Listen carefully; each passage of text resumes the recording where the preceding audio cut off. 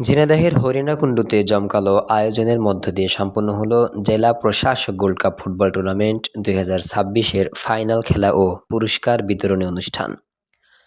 রোববার বিকেলে উপজেলার প্রিয়নাথ স্কুল অ্যান্ড কলেজ মাঠে অনুষ্ঠিত ফাইনাল ম্যাচে রঘুনাথপুর ইউনিয়ন দলকে 1-0 গোলে পরাজিত করে চ্যাম্পিয়ন হওয়ার গৌরব অর্জন করে চাঁদপুর ইউনিয়ন দল। তীব্র প্রতিদ্বন্দ্বিতাপূর্ণ এই খেলা উপভোগ করতে মাঠে উপস্থিত ছিলেন উপচে পড়া দর্শক।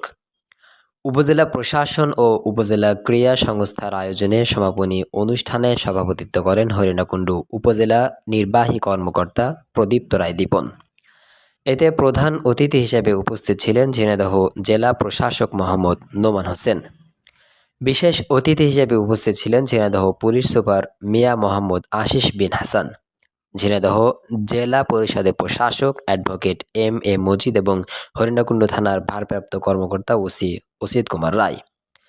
এ সময় আরও উপস্থিত ছিলেন হরিণাকুণ্ডু উপজেলা বিএনপি সভাপতি আবুল হাসান মাস্টার, পৌর বিএনপি সভাপতি মোহাম্মদ জিন্নাতুল হক খান, উপজেলা বিএনপির সাধারণ সম্পাদক মোহাম্মদ তাজেল হোসেন, জেলা ক্রীড়া সংস্থার সাধারণ সম্পাদক ঝন্টু, উপজেলা বিএনপির সাংগঠনিক সম্পাদক ও উপজেলা ক্রীড়া সংস্থার সাধারণ সম্পাদক মোহাম্মদ আব্দুল মমিন, হরিণাকুণ্ডু প্রেস ক্লাবের সভাপতি মোহাম্মদ আব্দুস সামাদ, সাধারণ সম্পাদক নাজমুল হুদা রিপন সহ বিভিন্ন রাজনৈতিক দলের নেতৃবৃন্দ, স্থানীয় গণ্যমান্য ব্যক্তিবর্গ, বিভিন্ন শিক্ষা প্রতিষ্ঠানের শিক্ষক ও ক্রীড়াপ্রেমী দর্শকরা।